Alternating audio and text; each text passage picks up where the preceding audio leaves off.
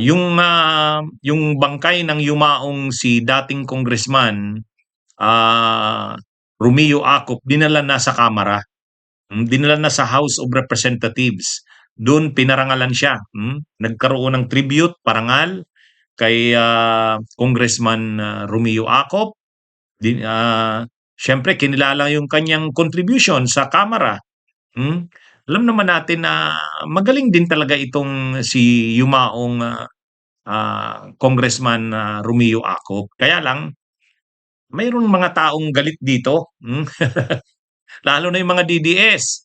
O nangunguna na diyan yung mga pinatawag na mga DDS vloggers doon sa sa Quadcom. Galit na galit sila, lalo yun si Lorraine Badoy. Si Lorraine Badoy, pinasight in contempt yan nila Congressman Acop. Kaya, nung mamatay si Congressman Acop, grabe ang bashing. Grabe ang pangbabas ng mga DDS vloggers, supporters. Parang ang nila, parang ang sinasabi nila sa kanilang mga post, karma. Na yan na daw ang nakuha ni Congressman Acop, ganti na raw yan ng Diyos kumbaga sa kanila, sa ginawa ni Congressman Acop sa kanila, parang ito yung ganti, karma. May may mga masasama pa silang sinasabi na inaakusahan ang yumaong Congressman Acop na ito'y corrupt, magnanakaw, o mayroon pa mga nagsabi, madadala mo pa ba yung mga ninakaw mo sa madadala mo ba yan sa kamatayan mo, yung mga ninakaw mo, isauli mo na yan. Ang totoo, nakikita ko yung mga post na yun, grabe. Grabe talaga. Siyempre, mga DDS yan, talagang sila, sila, naglalabas sila ng ganun nilang mga posts. Lalo na ngayon na kamamatay lang ni Congressman Acop. Ngayon, nang dinala sa Kamara, sa speech ni yung tribute, yung talumpati ni dating Congressman Ace Barbers, medyo galit, galit si si ex-congressman Ace Barbers. Para sa kanya, yun, foul na yung ginawa ng mga bashers. Yung mga nangbabas kay Congressman Acop, mga DDS ito. Sabi niya, hindi na yan maka-Pilipino. Hindi natin kultura bilang Pilipino na yung patay ay ibabash mo. Kung hindi ka man dito kumbinsido, kung may galit ka man, wag mong ilabas yan. Wag kang magsasalita kontra sa patay. Sobra na yan. Kumbaga, hindi na maka-Pilipino, hindi na makatao yan. Totoo naman, hindi pala medyo, talagang mali. Kaya lang, anong aasahan mo dito sa mga DDS na Alam niyo mga kabunyog, kahit nga ako, sinasabi ko, si Duterte dapat panagutan niya ang nangyari, ang ginawa niya. Pero natutuwa ba tayo sa nangyayari ngayon kay Duterte na nakulong? Di ba lagi kong sinasabi, hindi naman tayo dapat matuwa sa paghihirap ng isang tao. Pero nakulong siya dahil sa kanyang ginawa. Yun ay bahagi ng paggawad ng hustisya. Pero hindi tayo natutuwa na ang tao ay pinahihirapan. O lalo na ito, natutuwa ba sila na namatay ang isang tao? Hindi naman tama yun. Kahit naman kaaway mo ang isang tao, kahit mo hindi mo ito gusto, kahit hindi ka naniniwala sa mga pinagsasabi nito, hindi mo naman dapat babastusin ang pagkamatay nito. Yan tama, hindi na yan makatao at hindi rin ugaling Pilipino.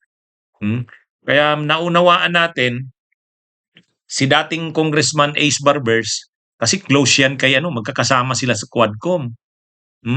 Magkakasama sila sa Quadcom. Actually, nung inimbitahan ako nung February, nung nagkaroon ng investigasyon ang Kamara, yung tungkol sa fake news at disinformation, inimbitahan ako doon. Kasama ko yung mga DDS doon na pinatawag. Yung pilit akong pinapa-apologize ni Marcoleta. Bago ako umalis no'n nung gabi na nagpaalam ako, pumunta ako do'n sa harapan, lumapit ako kay Ace Barbers, lumapit ako kay Akop, lumapit ako kay Benny Abante. Nagkuwento-kuwentuhan kami. Napakabait ni Congressman Akop, napakabait nila Ace Barbers, eh. Sabi nila, "Attorney, pasensya ka na kay Marcoleta." Ha? "Attorney, tulungan mo kami sa pag-craft ng batas na ano, yung talagang lalaban sa fake news at disinformation." Ang nasabi ko lang naman, sang-ayon din ako diyan kung, Congressman Barbers, sabi ko Congressman Akop. Kaya lang, kailangan kasi hindi tamaan yung freedom of expression. Ah, Baka kasi sa hangarin natin na malabanan ang mga fake news, disinformation, yung mga kabastusan sa social media, tamaan naman yung malinis naman ang mga intensyon ng mga ah, post sa social media. Siguro ngayon, sa nangyari ito kay Congressman Ako, lalo ng na patay na, binabash, grabeng pambabash. Hmm. Ano ito, sigurado ipupursige na naman ng mga congressman yang ano na yan, yang batas na yan, na yung panukalang batas sa social media, sa disinformation, sa fake news. Ito naman kasi ang problema dito sa mga vloggers na ito, mga social media influencers, na inaabuso naman yung paggamit ng social media. Hindi tama, eh, hindi tama. Tulad nga ng nasabi ko, pagdating nga halimbawa sa pagkakakulong ni Duterte, hindi tayo natutuwa diyan. Hindi ka matutuwa sa paghihirap ng isang tao. Hindi tama 'yun. Hmm. Pero tama lang na makulong para pagbayaran niya ang kanyang ginawa.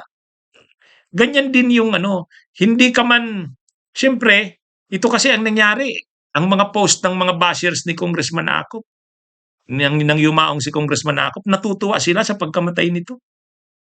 Tama lang daw 'yan, o karma na 'yan nangyari sa'yo. O papaano na yung ninakaw mong yaman, ibalik mo na 'yan, ha? Ibalik na 'yan ang naiwan mo ng mga pamilyang naiwan mo kasi hindi mo naman madadala. Corrupt ba si Congressman Akop? Wala naman tayong alam na gano'n, eh. Kaya medyo talaga masama talaga yung loob ni Congressman Barber, sobra naman. Sobra yung pangbabas kay pati nga yung pamilya, eh, medyo medyo nasaktan sa mga pambabas. Hindi naman makatao na yun at hindi maka-Pilipino. Kasi hindi nga natin una, hindi makatao yung gano'n. Bakit hindi makatao? Tao pa ba yun? Gawain ba ng tao yung gano'n? Pangalawa, hindi maka-Pilipino. Gawain sa ating mga Pilipino ang paggalang sa bangkay, ang paggalang sa patay. Ito wala ng paggalang, eh. Sobra naman. Hmm. Kahit naman kahit naman hindi nila nagustuhan ang mga pananaw, ang mga ginawa ni Congressman Akop, hindi hindi mo ito babastusin ngayon sa kanyang pagkamatay. Hindi tama. Anyway, wala, eh, mga DDS nga kasi yan, eh. Yun, eh, wala na sa kanila yung mga yung, tamang values. Nawala, eh, nasira ng panahon ni Duterte. Hmm. Kahit yung good manners and right conduct wala na, eh. Yung mga simpleng values nawala. Yan na yung nangyayari. Bunyog, bunyog, halikan na kasama ka. Bunyog, kapag buklod ay may pag-asa. Luzon, Visayas, Mindanao, isa ang pananaw. Sa bagong Pilipinas ang bunyog isisigaw. Bunyog.